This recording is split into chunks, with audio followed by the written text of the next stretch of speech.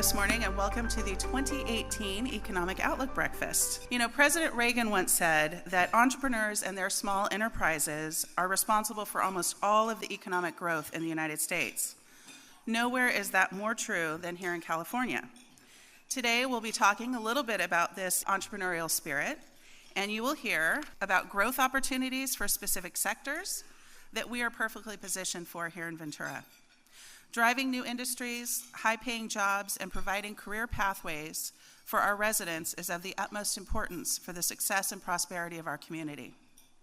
It is about more than just attracting talent, it's about keeping that talent and having plentiful and diverse opportunities to support that talent. Ventura has been tested. We've faced many challenges. Some of them are natural and some of our own making. We are strong, we are resilient, and we are passionate about our little slice of paradise. Think Big is about how we continue to move Ventura forward, to reestablish our safe and clean community, and make Ventura more prosperous and thriving than ever. Think Big is about how we achieve our full potential. So thank you for joining us today. I'd like to introduce a few of our elected officials who have joined us this morning, so please welcome them as I call their names. I'll start with our city council members from the city of Ventura. If you could please stand as I call your name. We have Council Member Cheryl Heitman.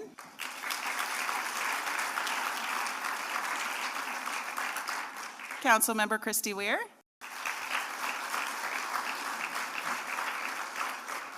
And Council Member Eric Nazarenko.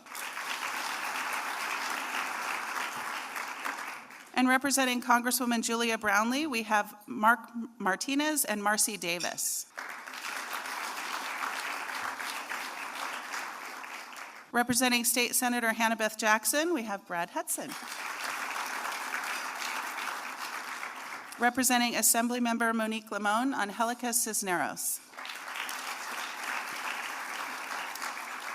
And representing Supervisor Kelly Long, we have Matt Guthrie. We're also pleased to have Paul Stamper here this morning from the County of Ventura. So thank you, Paul, for being here. And several of our folks who we partner with at the City of Ventura, they're right up here at this front table. You'll meet some of them a little bit later. At this time, I'd also like to introduce a very special group of people, our dedicated and hardworking Board of Directors. If the Chamber Board could please stand so that we may recognize you. Thank you so much.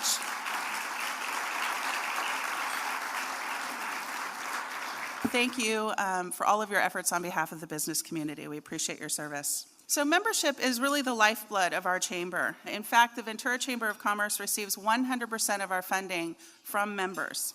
Your membership investment allows us to serve the business community, advocate on behalf of business, provide networking and visibility opportunities, engage in our community, and impact positive change. Our Chairman's Circle represents a very special group of those businesses and individuals who have made a significant annual financial investment in support of those programs. You'll find this list of members on your tables as well as on the back of your program. I hope that you do take a moment to recognize those folks, all of our Chairman's Circle members now, and we'll show them a little round of applause and thanks.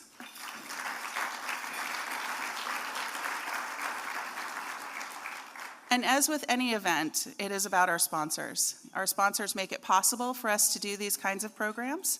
And so I'd like to recognize each of the sponsors by category. So we start off with our presenting sponsors, Community Memorial Hospital. Gary Wild and his team are not able to be here this morning because they are very close to getting the hospital facility open, but they are with us in support and as a partner in the community. So let's please give them a round of applause.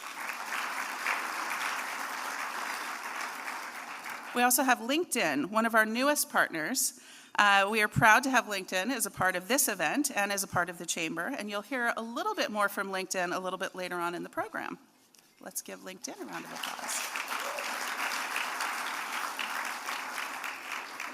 And the Ventura Auto Center. Speaking of economic development, the Ventura Auto Center is the city's single largest sales tax generator.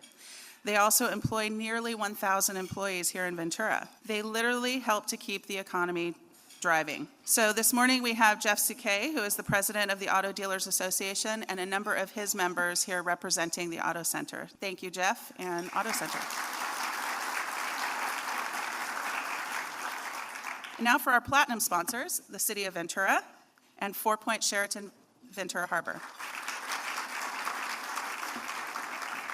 Our gold sponsors, Era Energy, California Resources Corporation, Gold Coast Acura, Kaiser Permanente, Montecito Bank and Trust, and Southern California Edison. Our silver sponsors, Tolman & Weicker, Ventura County Credit Union, and Western States Petroleum Association.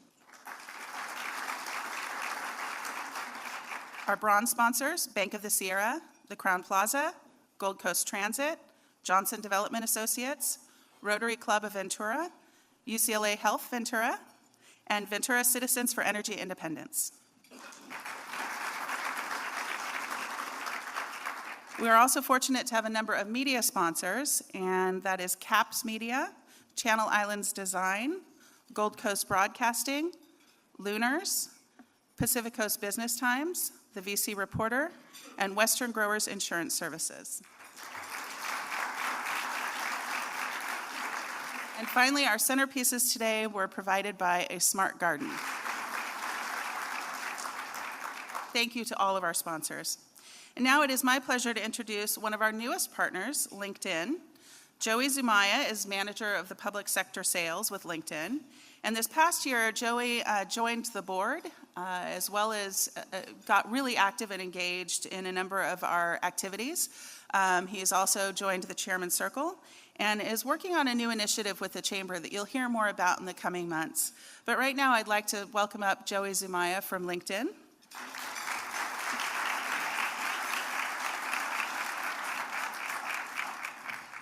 Welcome.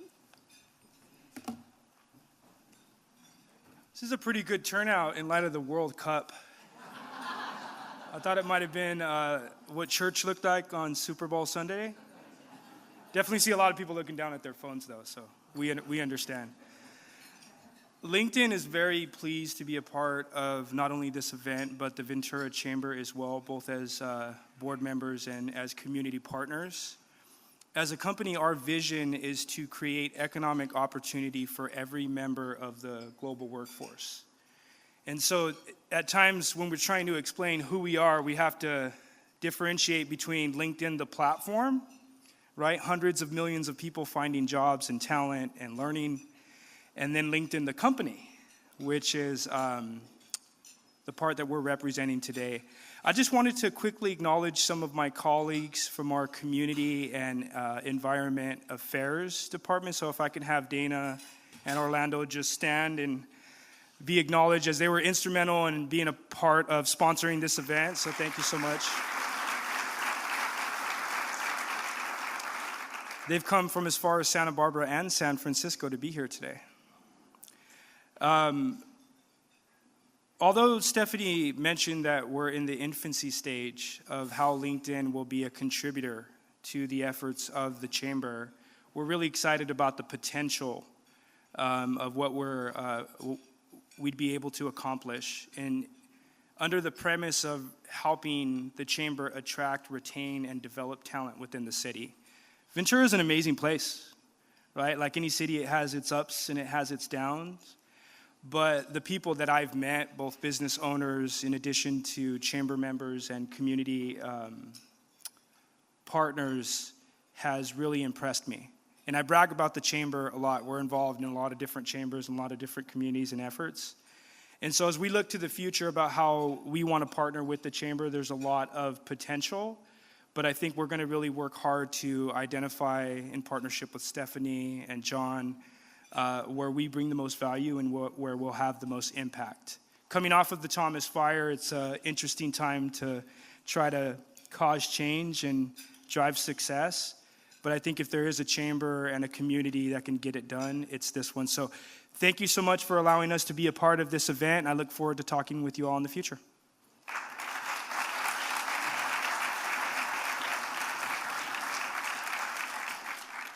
Thank you, Joey. Now it is my honor to introduce one of the most creative and innovative thinkers that I know. As the president and creative director of Dupuis, it is his job to reimagine what's possible and provide inspiration for companies worldwide. He certainly inspires me every day, and I am proud to have him serve as the Chamber Board Chair this year. So please help me welcome my boss and today's moderator, Mr. John Silva.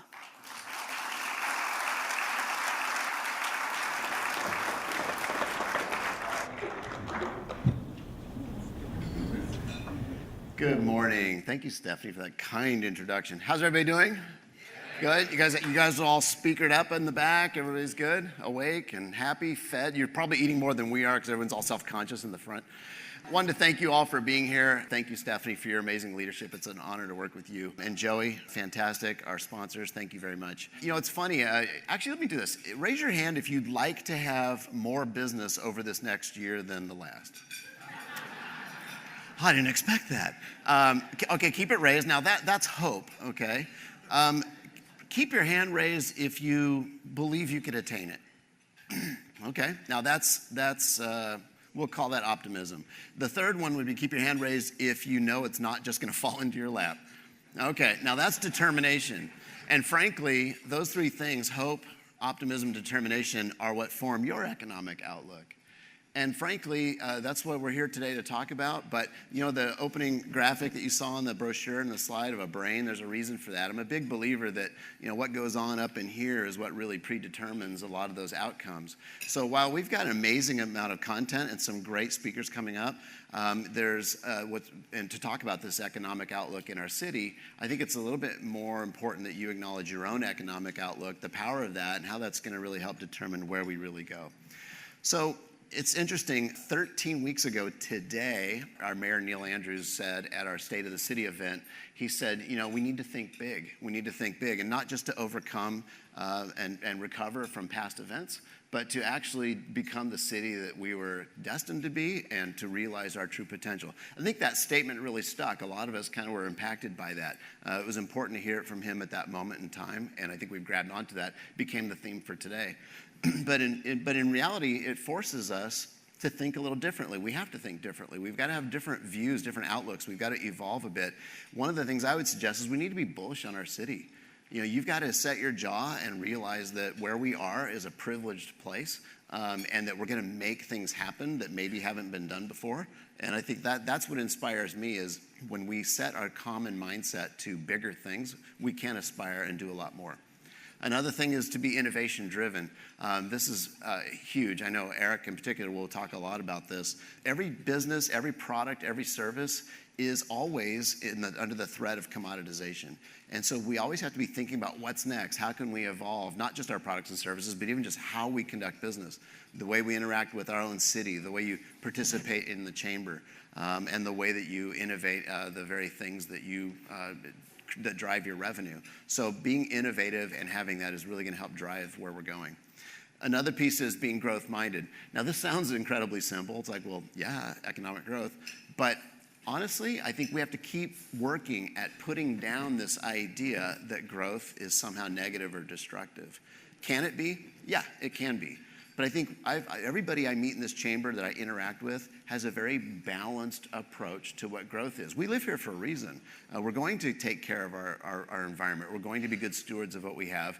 And I think as long as we keep each other in check, we can definitely grow. Our obligations are growing.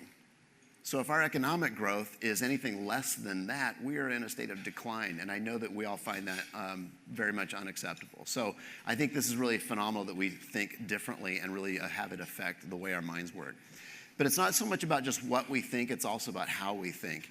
This is an interesting idea where if you contemplate the barriers that we perceive. In 1954, in Iffley Field in Oxford, a stopwatch was clicked and it showed 3 minutes, 59.4 seconds. Roger Bannister had broken the 4-minute mile by 0.6 seconds.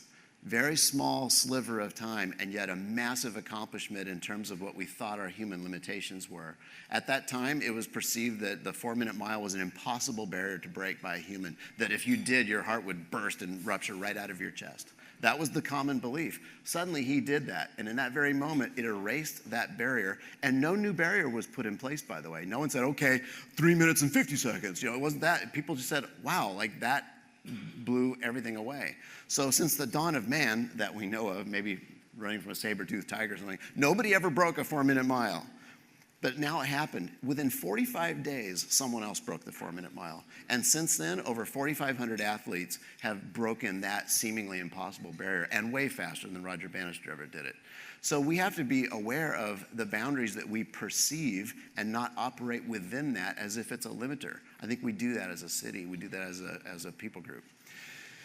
I've lived in my current house for about 10 years, and about a year ago, showering one morning, I was rinsing my hair, and as I happened to catch a glimpse of myself, a reflection in the mirror across the bathroom, and I saw something odd. Let's roll the video. No? You don't have the video? Okay, he's probably like, what video? There's no video. Yeah, take it easy. And what was odd was not so much that my knees were bent a little, or I was doing this and I was hunched over and rinsing my hair. But what was odd is I noticed that my shower head was about 12 to 15 inches higher than I am tall. You see, my last house before that was small. Our shower was small. Our shower head was very low. And I'm sure on a number of occasions I must have bumped my head against the shower head and learned that if I do this and do this, I'm clear. That was 9 years prior. Seriously, it was like an epiphany for me. I couldn't believe this. My wife was like, what are you laughing about? I'm like, okay, I was just for like thousands of showers, I was hunched over because of a barrier I perceived that wasn't even there. And I think much like the 4-minute mile, we as a city we perceive that there are limits of what we can do. We perceive that there's things that, oh, you can't do that here. Or no, in Ventura, no, things work like this. And I'm here to tell you the main reason why I'm involved with the Chamber, the main reason why I gravitated to Stephanie's leadership, the main reason why I want to interact with all of you is because I know those limits are BS. And I know that there are limits to what we ought to do, but there are far more limitations of what we operate within that are really pretty artificial. And in order for us to achieve our true potential, we have to continue to press. There is so much great news, so many good things that are going on. This is the energy that we're after. And I think that what excites me is that 2018 can be the year when Ventura catches a glimpse of itself in the mirror. And we kind of realize, whoa, like we can actually do so much more and still be great stewards of what we've been given. So thank you guys for being here. We've got some great speakers for you, and we'll get started. So I'm going to introduce our first speaker, Ray Bowman. He's the director of the Small Business Development Center, the SBDC, in case you're into your acronyms and can track them all. He's providing business consultation to over 500 businesses per year at no cost to their clients. In 2017, under Ray's direction, the SBDC won the National Association of Small Business Development Centers State Star Award. Ray's a doctoral candidate at Grenoble School of Management. He's researching small business growth and entrepreneurship. He teaches multiple business courses, including trade finance, import-export, and international logistics at Santa Barbara City College and Cal-Lu. He's authoring his own and develop his own curriculum and developing all that on his own. He's a true leader, and I'd ask you to welcome to the stage Ray Bowman.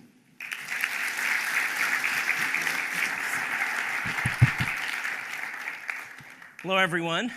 I'm the director of the Small Business Development Center. I work for the Economic Development Collaborative of Ventura County.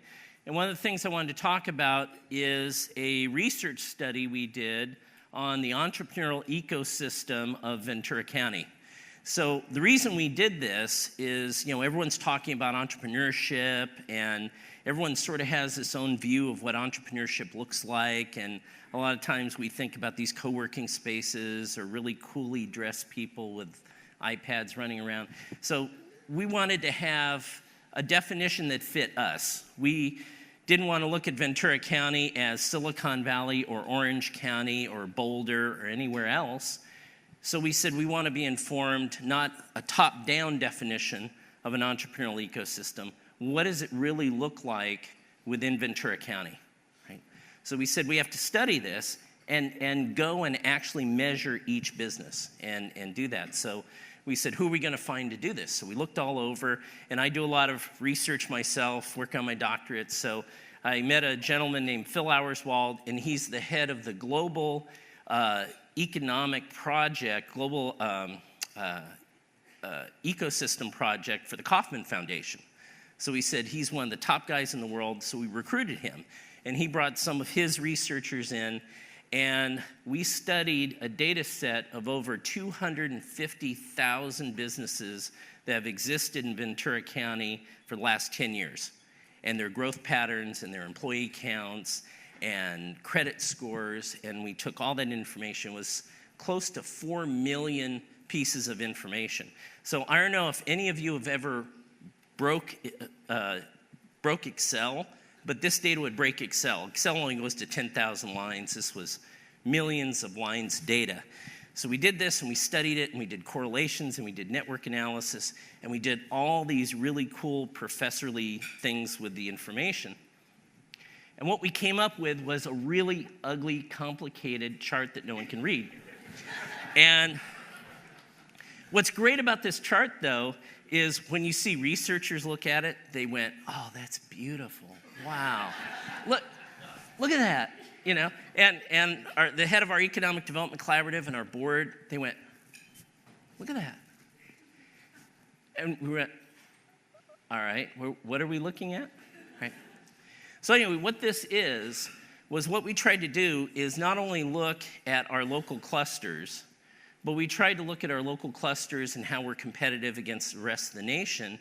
And then we did something that's actually hasn't been done before, is how do you identify emerging? How do you identify rising? How do you identify newness in an area based on its strengths? So that's what this was about. So instead of going all through this, because it's really ugly and scary, and there was a bet that I couldn't explain this, I'm going to use balloons instead. Balloons are happier. So what this is, imagine that each one of these balloons is a cluster, a group of industries. And imagine that larger balloons are bigger clusters, meaning there's more employment in those bigger balloons, right? But they're all represent pieces of our county. And then you see these really bad drawings of clouds, tier 1, tier 2, tier 3. So what we did was we broke competitiveness all around the nation into 3 levels. So those industries in our county where we're top 1 tier competitive against the rest of the country, top 2 tier competitive, and top 3. And then we measured all those. And we said, okay, we have some industries that are competitive against the rest of the country. We have some that are sort of the level 3, level 2 and level 3. And then what we did was, if you can imagine a balloon, right, a hot air balloon, sometimes they rise, sometimes they stay, and sometimes they fall. So you can have one that's a tier 1, but it's falling. Maybe it's an industry that's mature or declining for a number of reasons. You might have a tier 2 that's, even though it's a tier 2, it's rising, it's aspirational, right? The companies are new, the companies have found emerging technologies. But the thing is, tier 1, tier 2, and tier 3, they're related. So we looked at this connectivity between our most competitive industries, and we saw how they connected to tier 2 and tier 3. And then basically what we looked for is which balloons were rising, which ones were newer, and that's where the entrepreneurial activity started. So kind of the punchline to this is, you don't look at an ecosystem based on someone else's economy. Your newness, your new entrepreneur activity is based on your current strengths, your historical strengths within a county, and that's what makes you, that's what makes your ecosystem. So basically, that whole scary chart is a bunch of balloons.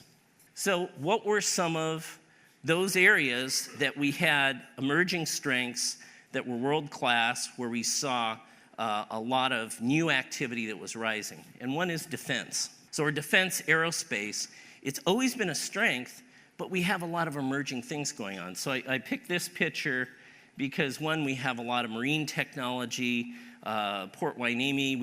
We look at the naval base and we think about it as a big job creator, but we often forget it's one of the most innovative places in the United States. There's a lot of research going on.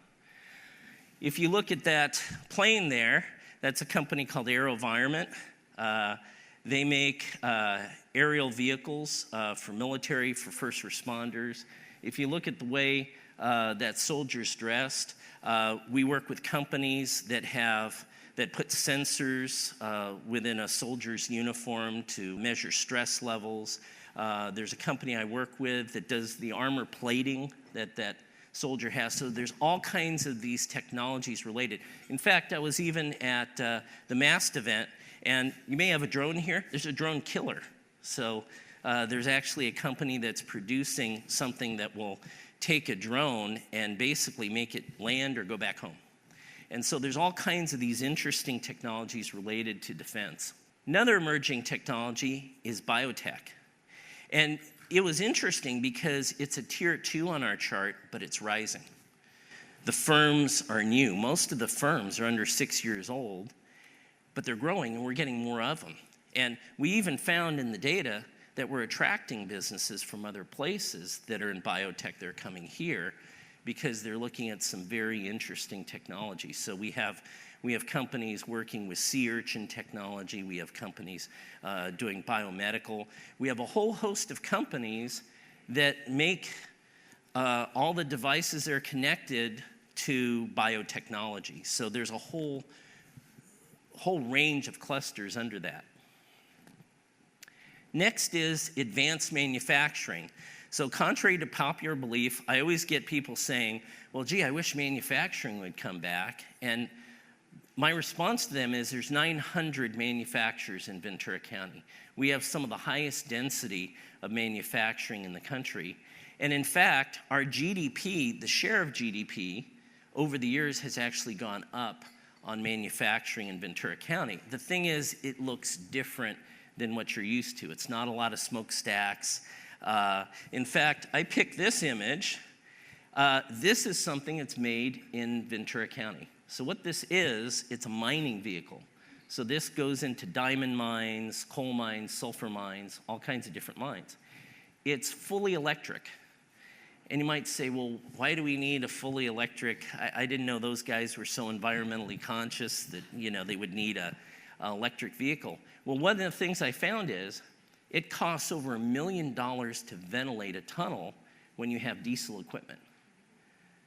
This has zero emission, so you're saving all that money. So this company has grown by unbelievable multiples. And we have other companies like this, making transportation equipment, metal fabricating, all kinds of different makers within our entrepreneurial ecosystem.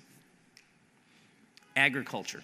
I recently brought a group from Jiangsu province in China, and there were 80 of them, and they wanted to come here to see what kind of technology we had.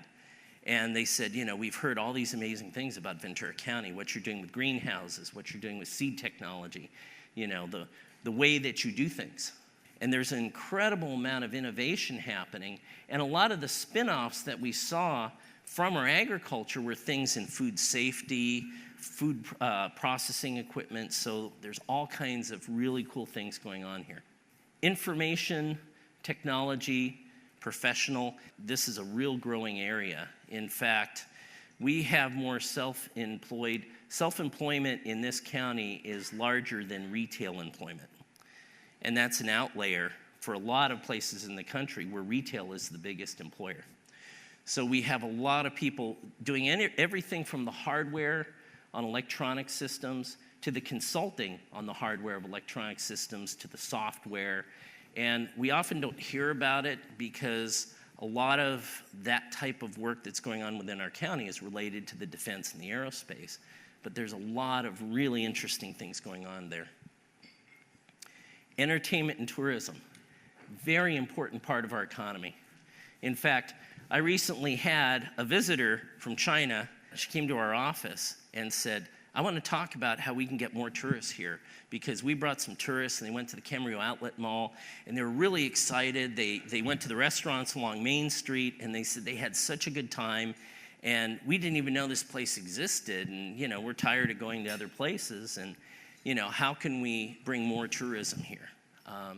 So it's definitely a huge part of our economy. It's part of our lifestyle, Part of the reason we keep the innovators we do in this area is because of that. So what we did was, now that we took all that information, we looked at the clusters, Kauffman Foundation has a definition of what an ecosystem is made of, and they come up with 4 things. Entrepreneurial density, which is the rate of new business activity, IPOs. Startup connectivity, which means events, entrepreneurial programs, investors per thousand. Resource fluidity is the amount of high growth firms, second stage funding. And economic diversity is both the diversity of the kinds of businesses and industries and diversity of the people. Because there's a lot of evidence that new Americans are pretty good entrepreneurs and they help, stir up your economy. So what we did for the first time was we took all those definitions and said, can we measure them? And the answer is yes. And we measured ourselves against all the other counties in California so we could come up with a ranking. And it was kind of surprising, the ranking. One of the things, and no offense to anyone who's here from Santa Barbara? Hey, no offense to Santa Barbara, but one of the things we always hear is, God, if you guys could only be like Santa Barbara, because they're so entrepreneurial, and we do like nothing in entrepreneurship. There's never it's always a we're not and they are. So when we look at the actual rankings against all the other counties, Ventura's overall rank is 9th in all of the counties in California. So that's including Silicon Valley, Los Angeles. Santa Barbara is 12th in the ranking. So we're 9th, they're 12th. Sorry, bragging. But there are areas that we can improve. Entrepreneurial density. So we can do a little bit better at the activity. We're rated 21st. So we can do a much better job, but we're 8th in startup connectivity, fluidity, and then there's economic diversity. So again, what we try to do is find measures where we can try to move the bar in different areas and improve the state for all of our entrepreneurs. So what we did was we came up with a way of organizing, and we said, okay, there are policy areas where we can improve. There's finance areas, culture, human capital, markets. So everyone in this room has a place in this chart that moves the bar. So again, entrepreneurship isn't top down. It's not about us. We're not the hero. It's the businesses that we serve. And all the support systems, the cities, the policymakers, we all have a place in this ecosystem. So, as you notice, the entrepreneur is in the middle. So what do we do on the ground? How does this actually help businesses? So as a small business development center, I always like to think practically. And it's always hard to describe how we help a business. So the way I like to describe it is I have 2 different thoughts. One is I call it the entrepreneur's conundrum. And I've owned several businesses, and the businesses I talk to, they all kind of relate to this. And the conundrum is a couple different questions. First question is, what do you do every day? If we followed you with a video camera, what do you do? So a lot of what we talk to businesses about is, what are those activities that you're doing every day that maybe you shouldn't be doing every day, or is stopping you from going forward and meeting all those dreams that you have and your goals? So it's important to think about that. What are you actually doing every day? The other thing is, what should you be doing every day? So we all know those things that we haven't got to, the things that we need to address within our business. And maybe we can't address them because we just don't know how. Maybe we're not a finance person or we're not a marketing person, right? So a lot of what we try to do at the EDC and the SBDC is try to help you take a look at what those things are, those things that you should be doing. What do you like to do? What do you like to do is one of the most important things. That's what drives your business. That's what got you into business. When I talk to entrepreneurs, the thing that drives the business and keeps them inspired to grow is doing what they like to do. So this is the conundrum. How do you balance all that? How do you align them? The more they're aligned, the better the business grows. So one of the things we try to do is sit down with entrepreneurs and think through those things and say, how can we get you to do more of the things that you like to do? Does that mean you need to recruit others? You need to bring other people into it? You need to learn new skill sets? Change your business plan? So these are all things that we kind of talk through with a company, because these are a lot of the alignment of these things is really the true barrier, one of the true barriers in growth. But then you also have the practical. And I call the practical the entrepreneurial mindset. You can't get in, at least for me, there's no way you get into business. My first business was a window cleaning business. I was 18 years old. And the first thing is, what impact do you want to make? You know, is it survival? Is it contributing to the community? Is it following a dream? What is that thing that you're trying to do through your business? Start with your means at hand. We'd all like to say that we have all these great resources, but we always kind of start and work with our business with what we've got. So it's important to take stock in what you have and not dwell on what you don't have. The other thing is calculate your affordable loss. I always equate owning a business with gambling, right? You're always trying to place your bets. You're always trying to think about what you're willing to lose, what you're willing to put on the line. In fact, one of the things I was so impressed with Ventura is when the Thomas fire hit, and you looked at all the statistics of the survivability rates and the disruption. And when you looked on paper, there was no way. I mean, all the businesses should have been wiped out, but yet they're still here and starting to emerge and grow. So I'm always impressed with how people can make those daily bets of what their affordable loss is, what they're willing to sacrifice to move forward. And then more importantly, once you look at these things, network and enroll others. You can't do things in a vacuum. Ask for help. There's so much help out there for businesses. And it frustrates me every day that I just don't have enough arms and legs to talk to all the businesses I'd like to talk to about the resources that they have and the community that surrounds them. And then reflect and be honest with yourself. You know, one of the things we do a lot with businesses is talk through those aspirations. And sometimes we have to help kind of change the way they think about it a little bit to be realistic, but then it's all trying to get those businesses to grow and scale. So with all that ecosystem stuff, with all that research we're doing, it's an attempt to try to get a little bit closer to knowing what our strengths are and work on our strengths. You never move forward by looking at your weaknesses, right? It's always playing to your strengths. Through this study, it just brought me closer to appreciating the kinds of talents that we have in this county and the kinds of entrepreneurs we have in this room. And so I hope this last part kind of resonates with you, because this is where the rubber meets the road as far as helping businesses grow, right? Once we've identified and looked at that ecosystem, it's that daily helping assess, recruiting others. And so hope that study, did I win the bet of explaining our ecosystem report? Because there is a bet in my office, so. So anyway, I'd urge you to reach out to us. In fact,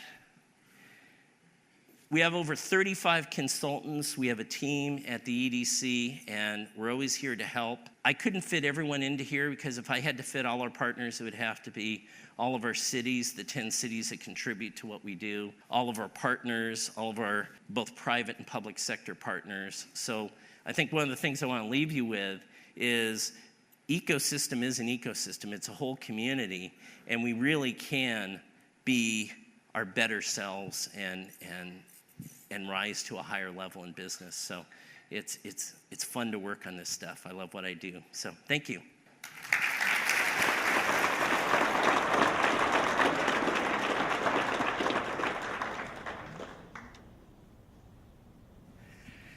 Thank you, Ray. Anybody think you could sit and pick his brain for a while? Yes, put on your seatbelt. He's amazing. One of our startups, we've actually utilized some of Ray's services, and it truly is a brain trust of amazing value. Let's move on to our next speaker. Eric Wendt is the CEO and co-founder of Matter Labs in Camarillo. He's described as a big thinker, a foresight machine. And Stephanie and I met with him not too long ago, and I will tell you in the little bit of time we had together, it is true, and that's why he's here today. He's focused on implementing practical applications of emerging technologies to help create competitive advantages for future industry leaders.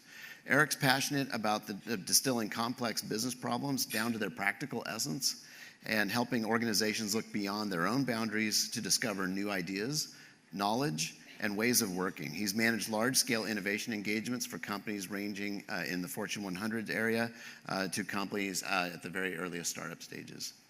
Partnering with universities and venture-backed startups, Eric has helped forward-thinking scenarios and roadmaps that communicate the innovation potential of a core technology or a process. And that happens at the very earliest stages. He's helping to protect, project, and expand the scope of the intellectual property claims and long-term competitiveness. We have a lot to learn from Ray, and we have a lot to learn from Eric, and I'd like you to help me welcome Eric Wendt.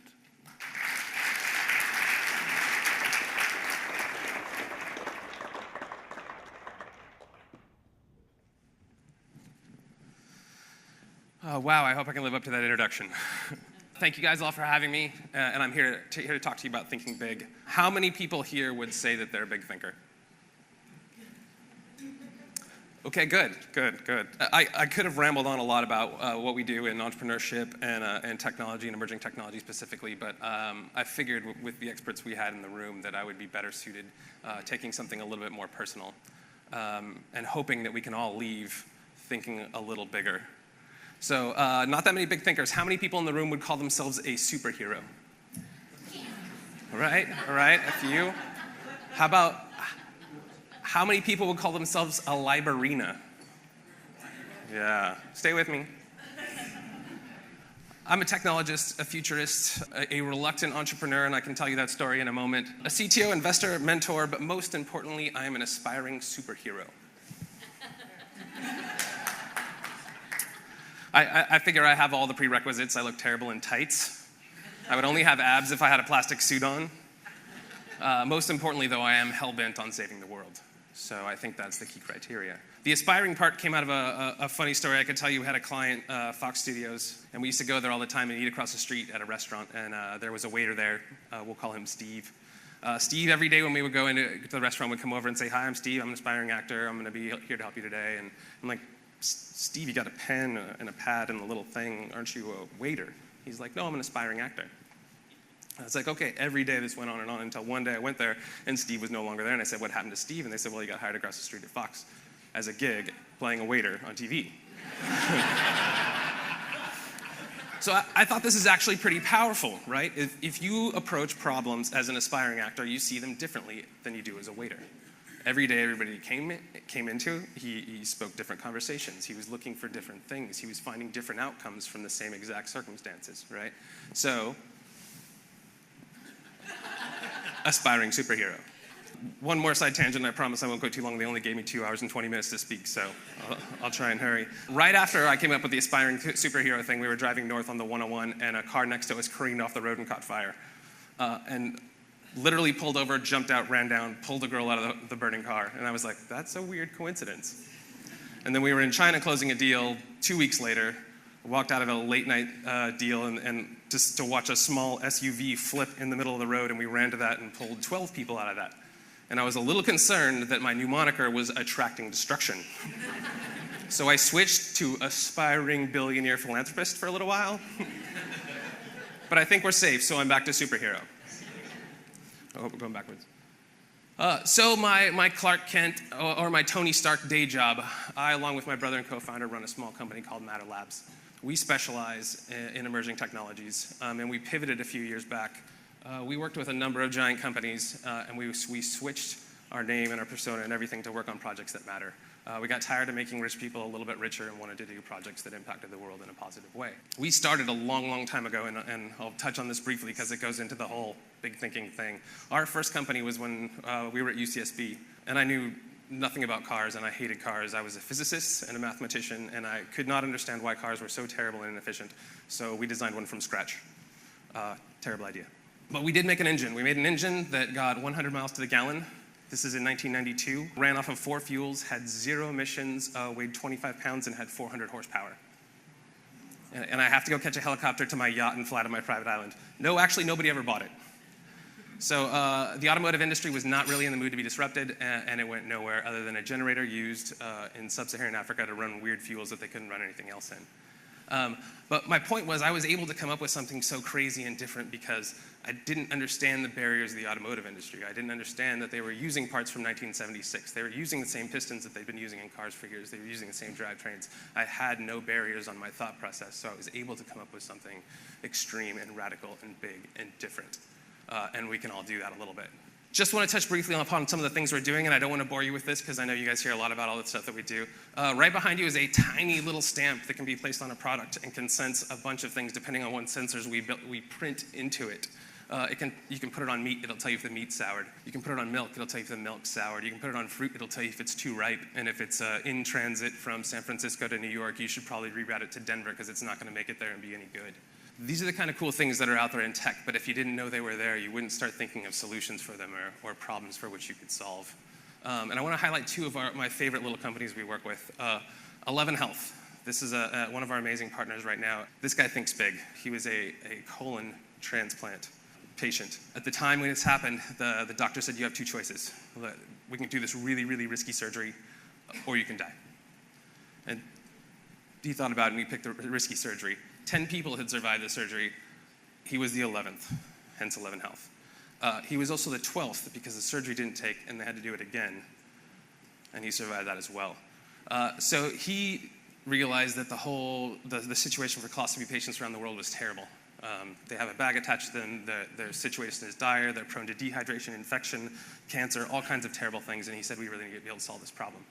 We worked with him to develop a set of sensors that can be stuck to the body extremely inexpensively, disposably, and can track for hydration, nutrition, precursors for infection, precursors for cancer.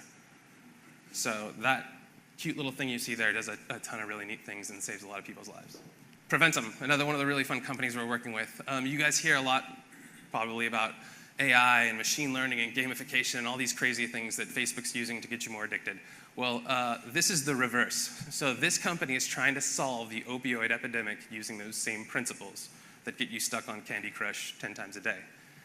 So they developed an app, partnered with a Warped Tour. 10,000 kids downloaded the app, and they were able to get private experiences, acoustic sets, guitars, because they downloaded the app. They go through some questions. They learn about what opioids are, how they work, how to avoid them, how to avoid overdoses. They get tested. And unlike previous campaigns where it was distributed by teachers at schools or police at schools, this is in a setting where they are themselves and they're engaged and they want to be involved, right?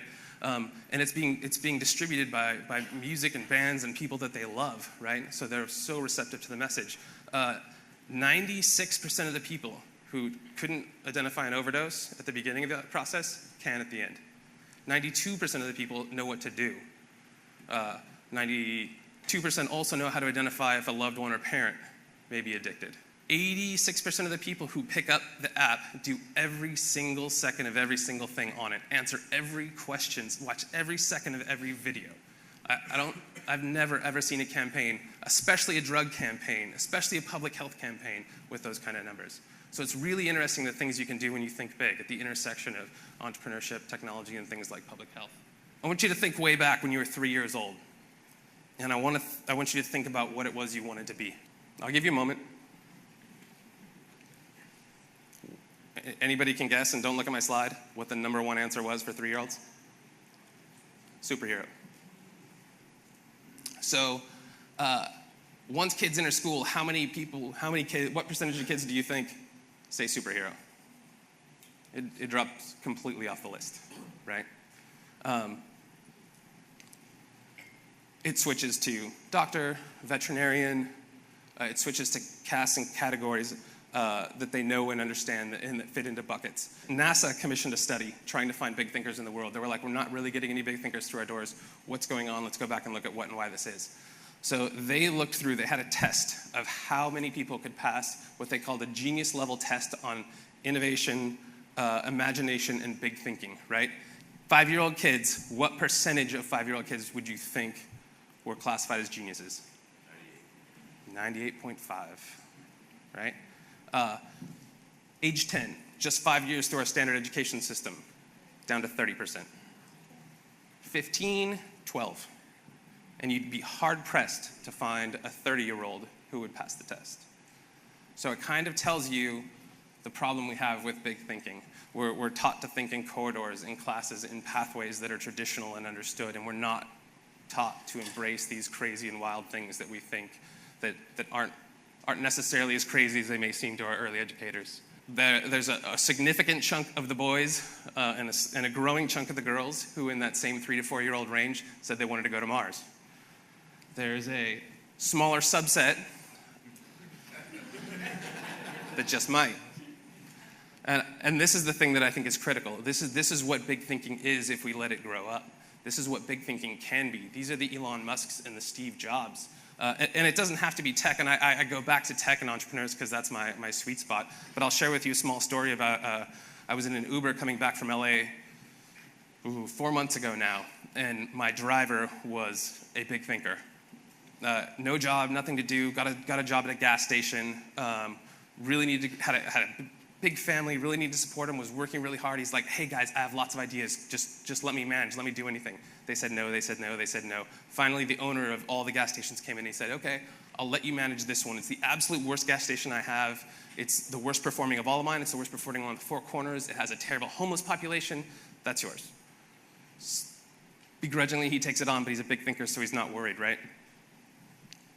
The owner comes back 1 month later. No homeless problem. It is now 15th best, which is pretty good because it moved past like 20 other gas stations. He's like, what did you do? How's this even possible? He's like, well, the head homeless guy out there, I give him a bag of food every 4 hours. And the owner's like, what? I don't see how that works at all. And he's like, well, he will keep every other person away from the property. Our customers have come back. They're not scared to be here. They're all doing great. And then the owner was angry. He's like, well, how are you giving away my food? And he said, well, you, sir, put in place a very brilliant policy that it says I have to take all the hot dogs and the pizzas and everything off the grill every 4 hours. I can't leave them on. So instead of throwing them in the trash, I give them to this guy. So, big thinker. I got out of the cab. I gave the guy a card. I took down his number. I said, you're the exact kind of person I'd love to work with. I'll call you and let you know as soon as I'm hiring somebody of your caliber. It wasn't that long. It was 2 months later. I called him. And I said, hey, look, I'm working on a homeless problem. I think you would really kind of fit. And he said, I would absolutely love to, but I have 36 gas stations to manage. And I'll call you if I'm hiring somebody of your caliber. So it's everywhere. The reason it's important, and I don't want to go back to this too much because Ray covered it brilliantly, there's an exponential curve when you get to this piece of the pie. The big thinkers, the small 20% of the world that are big thinkers, whether they are cities, whether they are companies, whether they are nonprofits, whether they are individuals, take 80% of the success. And that's just not monetary, which it is, right? But they solve 80% of the problems. It's the Elon Musks, it's the Bill Gates who are solving malaria. It's this small percentage of big thinkers who are doing 80% of the efficacy out there. So no matter what industry you're in or what sector you're in, this is huge. This is really, really big. I don't want to dig too deep into this, but I just wanted to go back to why it is that our institutionalization is part of the reason that we're not big thinkers, and it doesn't just stop at schools. It continues on the corporate scale as well, right? You're hired by a company who wants you to be a big thinker. How many of you have a box for big ideas at work where you're supposed to go put all the big ideas? It doesn't have a reward like $1 million if you save them $10 million? No? Okay, I didn't think so. The idea is that you show up and you do your job and you go home, and you show up and you do your job and you go home. You're not incentivized to be a big thinker almost anywhere. I think we've seen this slide before.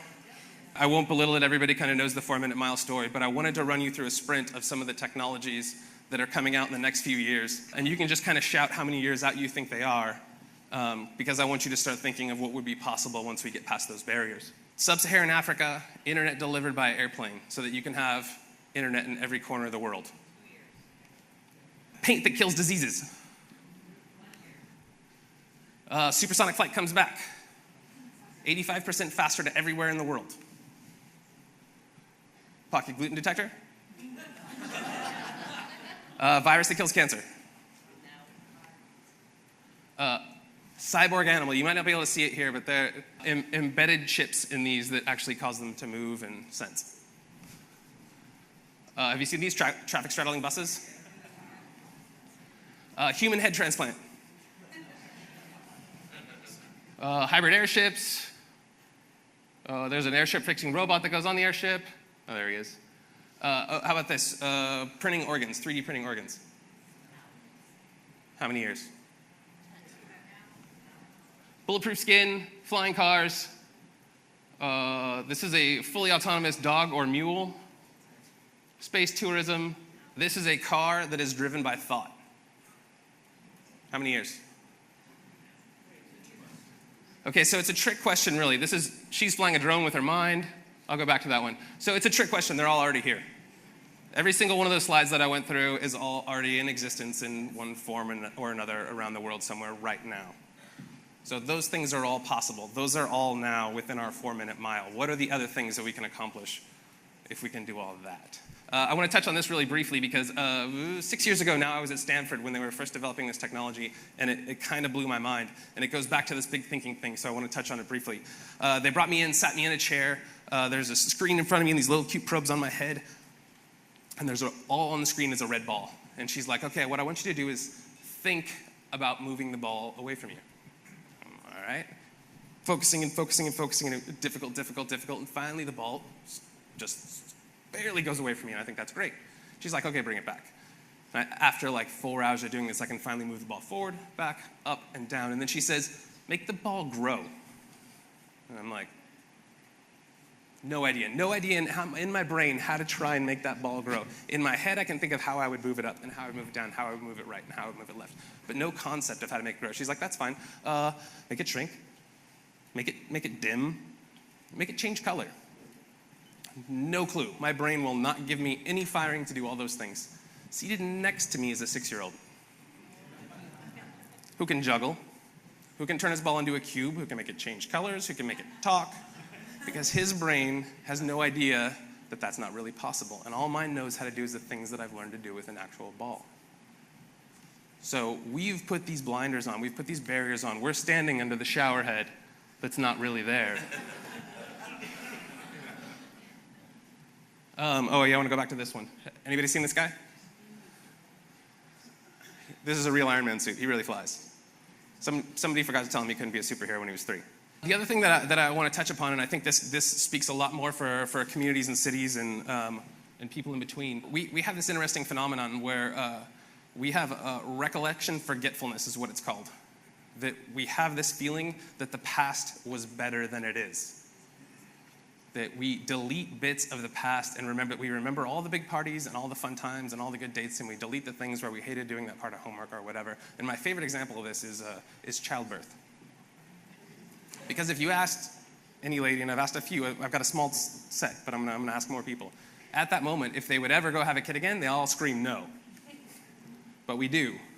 And the body is designed to forget the painful moments so that we'll continue doing the things we need to do to survive. But it's dangerous from a progress and a thought perspective, because what it does, it causes us to be less happy because we embellish the past, we fear the present, and we're worried about the future because we don't have a clear picture of how they all are in actual relation to each other. Objects in the rearview mirror are not as good as they seemed. And this is exacerbated by our news feeds, our Facebook. We get shown images of outlandish numbers or outlier crimes because this news story that says crime is decreasing by 1% isn't a really good news story, but the one really crazy crime is. So again, we start looking to the past and thinking it was better than it is, and the progress and the thoughts and everything that got us to the future are downplayed a little bit. And then we're worried about what what all these big ideas mean for our future. Are we going to all be replaced by robots? So what if I told you that in 100 years, a major sector that does 41% of our economy is going to be decreased? The workforce of 41% is going to be decreased to 2. Is that a scary number? Okay, what if it's replaced by a scary robot? What if I told you it's already happened and I'm going to show you the robot? 41% of our economy and 41% of our jobs used to be agriculture. And it's now down to 2% because of the advent of this tractor. Are we all out of work? Are we all sad and depressed and have nothing to do? No, the jobs have just switched, right? The actual stat between 1900 and 2000, agriculture dropped from 41 to 2% of our economy. Our jobs have just changed. Our jobs have migrated up the evolution of jobs. We went from hunter-gatherers to agriculture, to industry, to knowledge. And we tend to forget that the advances along the way, early agrarian societies, you worked well before sunset to well past well before sunrise, way past sunset, in worse conditions, with higher morbidity rates, higher death rates, higher everything. Our situation has got a lot better because of the advance of technology and the change in jobs. So it's not as scary as some people think.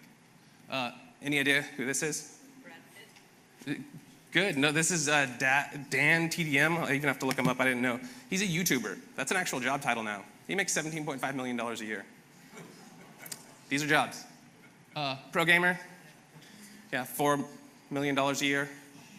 So for all those kids in the list who said that they wanted to be a YouTube star or a video game player and their mom said no, I want to do one more thing, because this isn't just people, this is companies too. If you could go way back, after, you guys have all seen kind of the demise of Kodak. If you could go back into the 70s and say, okay, I'm going to either invest in this company that developed the first digital camera back in the 70s, or Kodak, which one would you invest in? Okay, it's a trick question, they're the same company. So Kodak actually developed the camera that would end up bringing it down, but wasn't able to think big enough to realize that that was the future. And they shuttered the technology and put all their money into film through the 80s, and you can see the result. They were 10 years behind by the time they finally got there. If you want to be a superhero, I'm going to show you this picture, and it should make you a tiny bit sad, because the number one criteria in being a superhero is empathy. If you felt a little bit sad, you're in a good spot, because that's how you identify problems that you can solve. Look at any major superhero. Look at Superman. He's out there looking for problems. That's what any great person does. Elon Musk, Steve Jobs go out and look for problems in the world. Start with empathy. That's one thing that no robot will ever replace in you. That's something that is distinctly human, that you can identify and find those problems to solve. Next thing, don't be afraid of being the lone thinker. Again, robots and algorithms are very good at doing this over here, doing the same thing that everybody else does, but they're not really good at doing this. Don't be afraid to have that one crazy idea. And then have that persistence, because sometimes being a superhero or being a big thinker is difficult. And I want to end on a quote from Steve Jobs, and I'm going to read it a little bit because I've kind of hacked it. But I want to say, here's to the crazy ones, the misfits, the rebels, the troublemakers, these ones especially, the dragon keepers, superheroes, and librinas. The round pegs in the square holes, the ones who see things differently. They're not fans of the rules, and they have no respect for the status quo. You can quote them, disagree with them, glorify them, or vilify them. About the only thing you can't do is ignore them, because they change things. They push the human race forward. And while some may see that as the crazy ones, we see genius, because the people who are crazy enough to think they can change the world are the ones who do.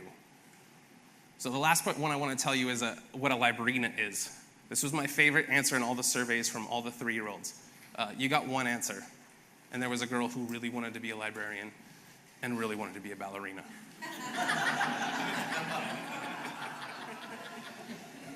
So I want to leave you with that, because if you are in a role that you don't necessarily like, or you want to be something else, there's always the possibility to be a librina. Thank you guys very much.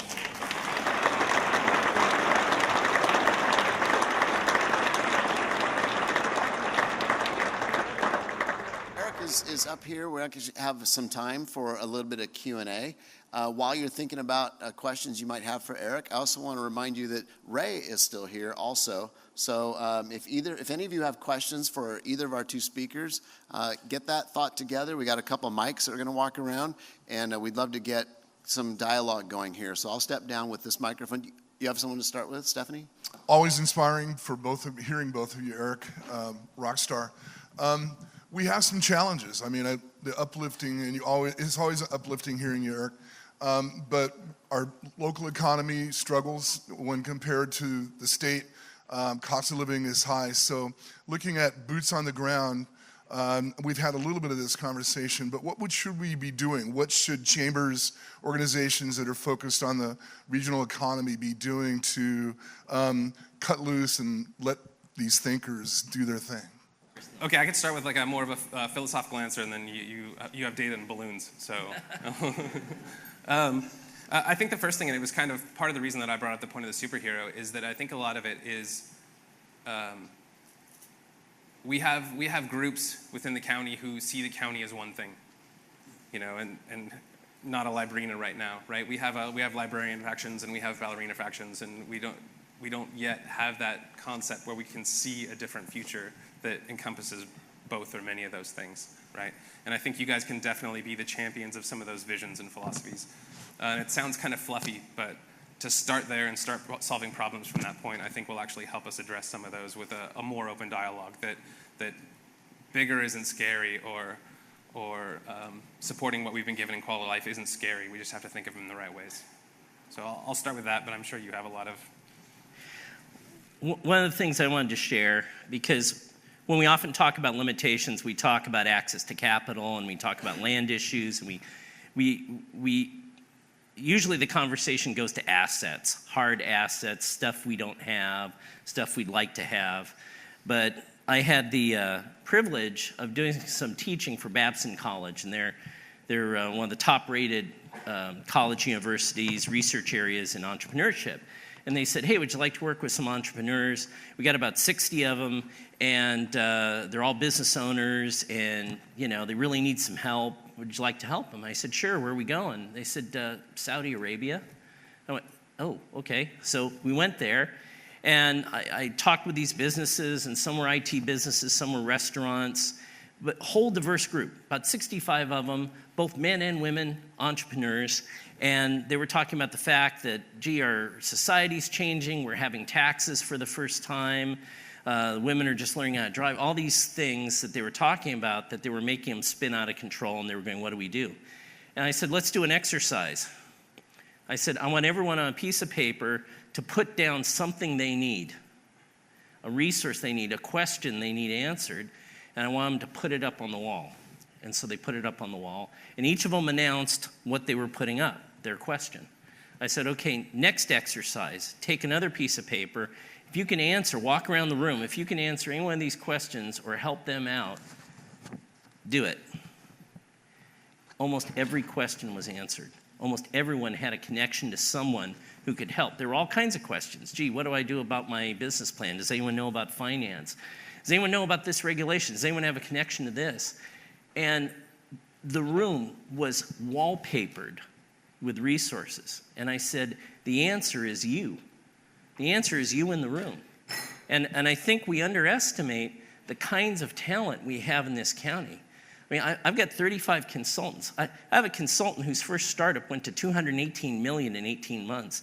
I have one consultant who made Forbes magazine twice. I mean, the kinds of talent we have in this county, we have more than enough brain power and talent to overcome whatever it is we want to overcome. Forget about the assets. The asset is the people in this room. And I bet if we did the same exercise, we'd be amazed at what we could do just by doing that. Great, thank you. We have another question here in the back.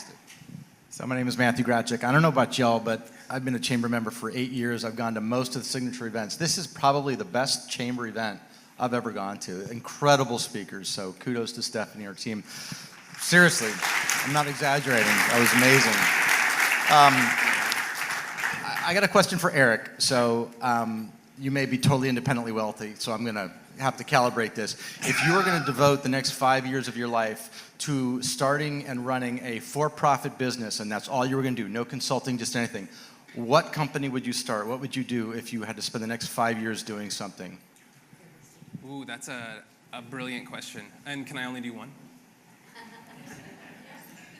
Just one. Yeah, I think I'm absolutely, I wish I could clone myself 5 times because I'd probably have 5, and I think this area lends really well, and Ray touched upon some amazing things that we have in this area. I would love, personal passion, I would love to do something in advanced manufacturing in this area. I think it's one of those things where we lost manufacturing jobs and we think they're going to come back as they were, but I don't think they are.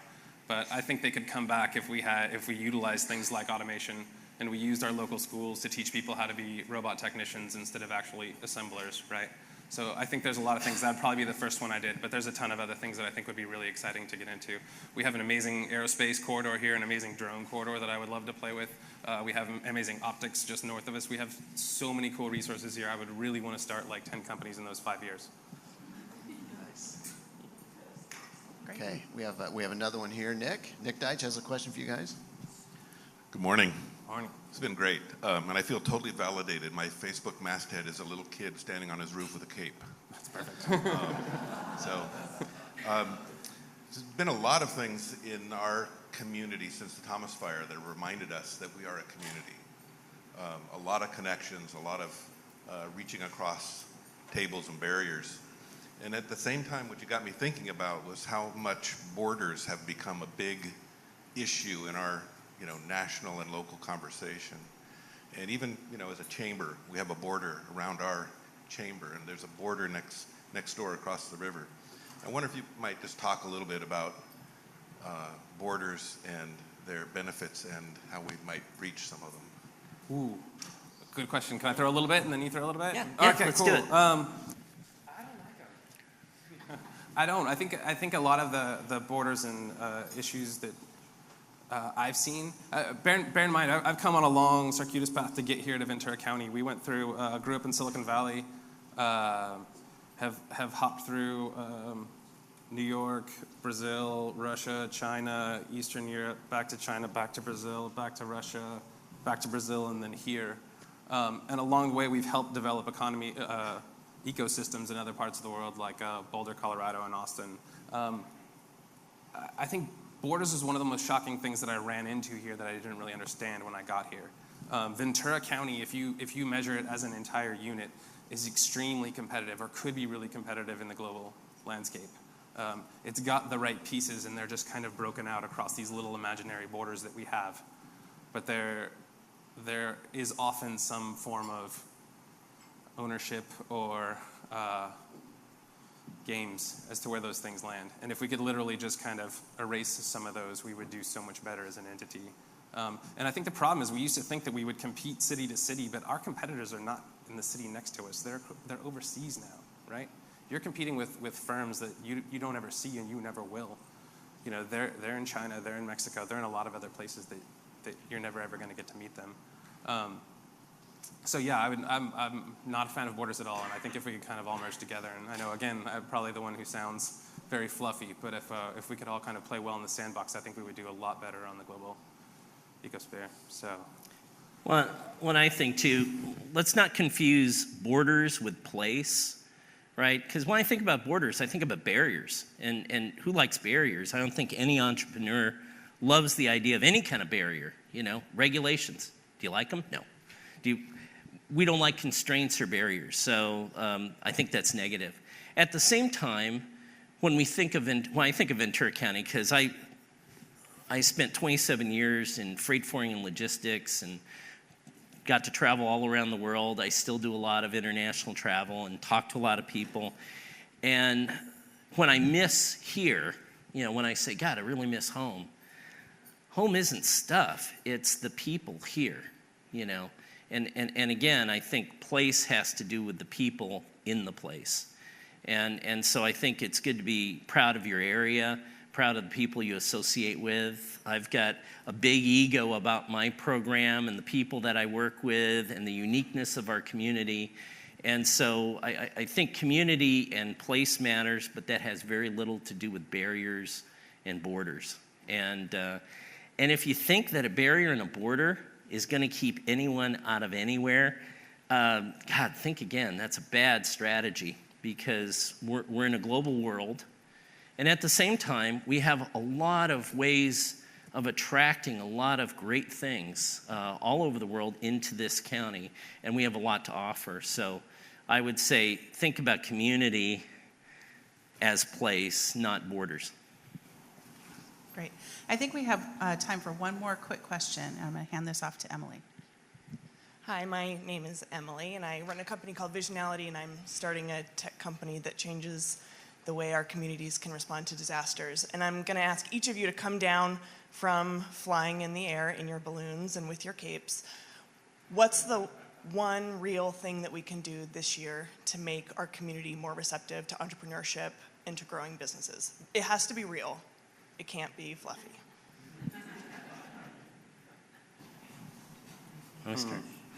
Yeah, you go ahead this time.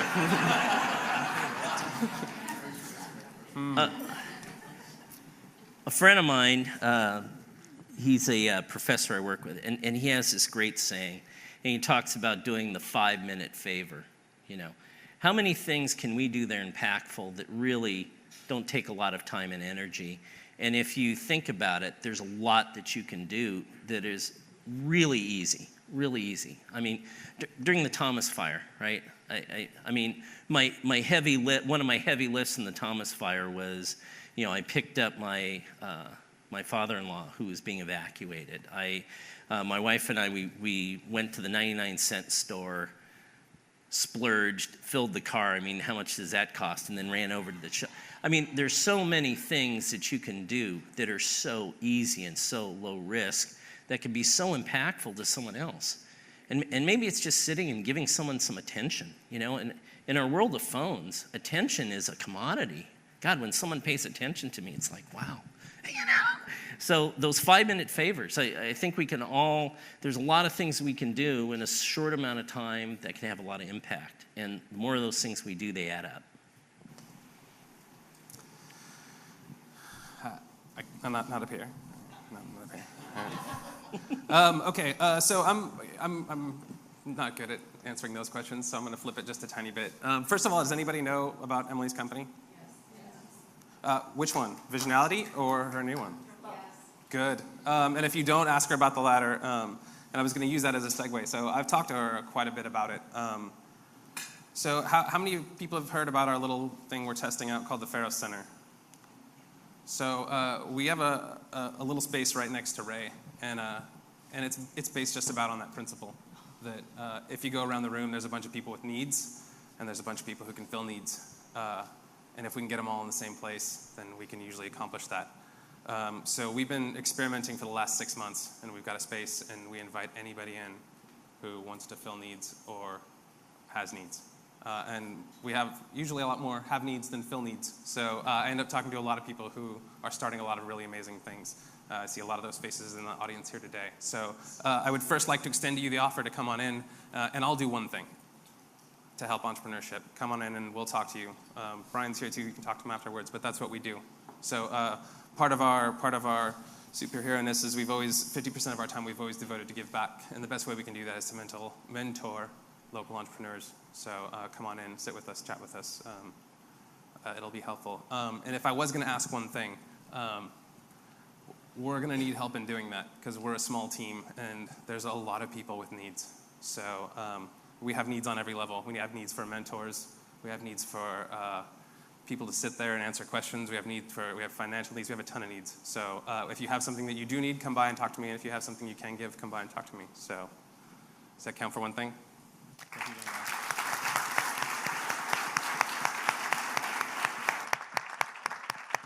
So that's a big one thing, right?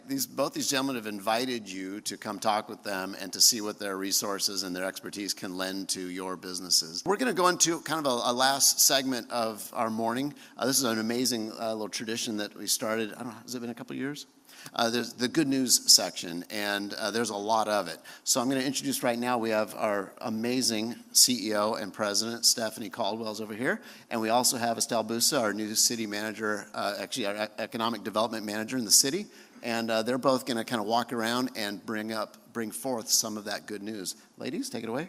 Yes, so this is kind of the lightning round, and we're going to do our best to have you out of here by 9:30. And so how we'll accomplish that is by each of the speakers that we're going to be talking to. Please keep it brief, but get the good news out. So Estelle, why don't you go ahead and take it away? Here with me now is Jeff Lambert, Community Development Director for City of Ventura, to share with us some good news happening in the city. So first of all, I have a new economic development manager. That's the best news we have. And really quickly, just one, I think it's important to give you an update on Thomas Fire. So far, you all know what we've experienced from devastation, but we now have 8 homes under construction. We've issued 8 building permits for new homes under construction. We have 38 homes in plan check, expecting to get permits in the next few weeks. And we've done 168 zoning clearances. That means 168 more people have passed the zoning stage and are moving towards construction. So those are really powerful numbers for us, and I'm very proud of that. We also, on top of that, have over 1,200 housing units under construction right now. 300 of them are happening right down the street, if you didn't notice on the way in. That's unprecedented for us and really helps us sort of deal with the housing crisis that we have. And then lastly, I'll just touch on, because I know a lot of you have other highlights to cover, is we actually are, I think for the first time in a long time, making real progress on a homeless shelter with the leadership of our council and the Board of Supervisors. I think we actually have the likelihood of delivering a homeless shelter year-round by the end of the year. That's my updates. Thank you, Jeff. That is great news. So I'm here with Kevin Clarisi, who is the head of the Downtown Ventura Partners. And Kevin, what's the good news? Good morning. Summer's here. Having a vibrant downtown is the cornerstone of a great community, and we're doing really well. I think Gray was nice. Downtown Santa Barbara, eat your heart out. I think downtown Ventura is doing incredibly well. We had a rough December, but I'm happy to say that where they're having double-digit vacancies in their downtown, our retail sector is holding strong. We're on track for the highest sales this month in the entire year. Also, I want to point out that I think a vibrant downtown creates the character and the soul for your community. When they talked about how do you recruit the entrepreneurial class, it's by having a community that people want to live in. And we are seeing that with the rise of our creative class, the Trade Desk, Fresh Realm, many other businesses that are expanding and looking to do more. So with that, I'm really proud of where we're going. And I want to make one quick invitation. Wednesday morning, if you don't have anywhere to be, come on downtown, join 50,000 of your friends at the Push and Pull 'em Parade. It's going to be a great party. Thanks, Kevin. Great, Kevin. Thank you. Here with me now is Marlis Oster, President and CEO of Ventura Visitors Convention Bureau. I know we have some great news to share around tourism. Yes, I was very happy to see that slide. Thank you very much. But I will say that this community was thinking big when we committed to be the host city for the Amgen Tour of California. We committed to that prior to the Thomas Fire, and then the Thomas Fire happened, and we took a pause.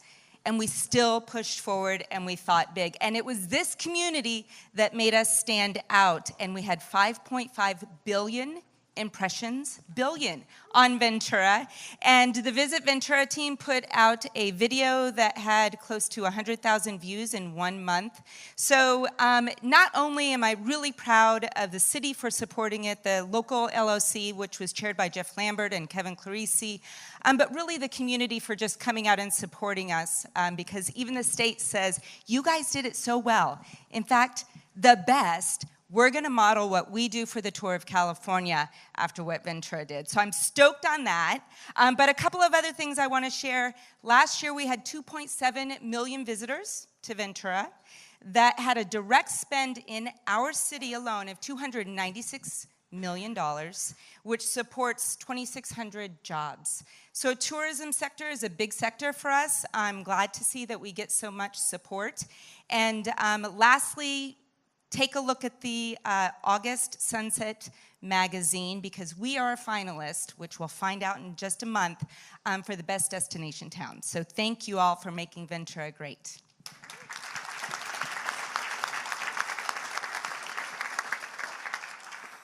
Thank you, Marlis. And speaking of tourism, I have Oscar Pena here with the Ventura Port and Harbor. Oscar, take it away. Good morning. I'm also joined this morning by Jim Friedman over here, who is one of our board members. And look, I think we're all a community. We're great partners with Marlis and with Kevin over there. That's part of our success. I was happy to see the harbor on one of the slides. But I think there's also a great deal of economic development going on in the harbor. The Holiday Inn Express is expanding in 40 rooms. You can see the construction right down the block. As mentioned earlier, we have a 300-unit apartment in development right now. There's going to be 60 units that open up in September. We also were negotiating with Fast Parker Group Hospitality to develop a boutique hotel as well as an adventure lodge in the southwest part of the harbor, adjacent to the National Park Service. And one of the more exciting things, I think, other than your typical development, the harbor is also working on a template to develop and process and start an aquaculture farm. So the Port District received a grant to determine how to go through the entitlement process and permitting that we can pass on to the private sector. At the end of the day, we hope to have an aquaculture farm off our shore in federal waters that will be 2,000 acres. So we're about 3 to 5 years away from that. So a lot of exciting stuff happening in the harbor. Thank you. Thank you. I'm here with Matt Caprito, who is the president of the Ventura County Coastal Association of Realtors. It's a mouthful. So Matt, tell us what the realtors are up to. Thank you, Stephanie. Boy, what an awesome presentation this morning. In concert with, regarding the Thomas Fire and the disaster in our community, we worked in concert with the Ojai Association of Realtors as well as Santa Barbara Association of Realtors. We approached two motherships, the California Association of Realtors and as well the National Association of Realtors. We expressed to them the complete devastation that was upon us in this area. And we were so proud to be granted $650,000 in Thomas Fire relief, direct relief that went to homeowners as well as renters in this area.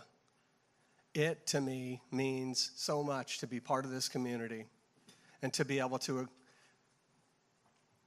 be part of that wonderful gift to the community. I'm proud to be a realtor, and I am certainly proud to be part of this community. Thank you. Indeed, a wonderful gift. Thank you. I'm here with Trevor Zierhart, representing the Ventura Citizens for Energy Independence. Trevor, what do you have to share with us today? So Ventura Citizens for Energy Independence, we represent our county's oil and gas producers.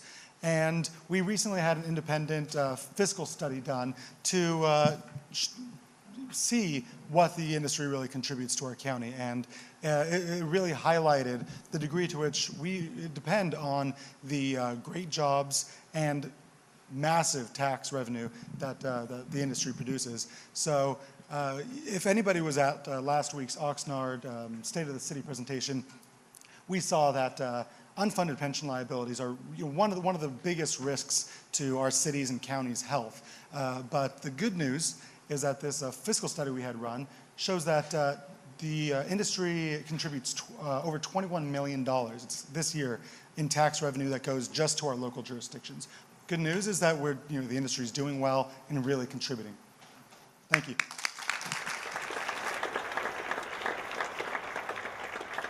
Thank you, Trevor. And thank you, Estelle, for helping me out with the lightning round this afternoon or this morning.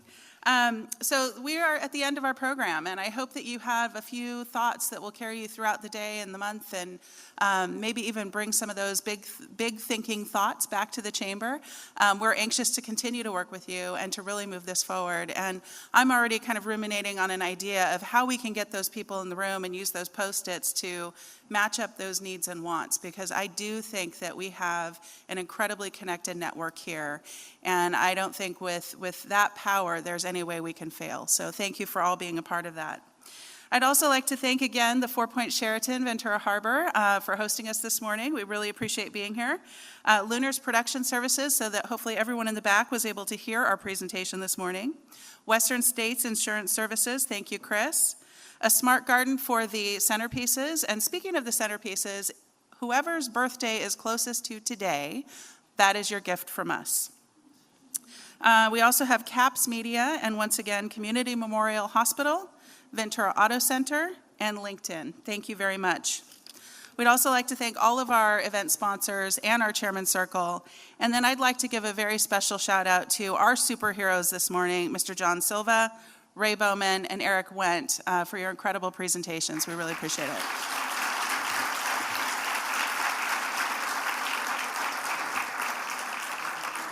And just as a quick aside, I was telling John, I said, seeing Eric show up in his superhero t-shirt, I think that might be a prerequisite for the Economic Outlook Breakfast from here on out. We all wear superhero t-shirts.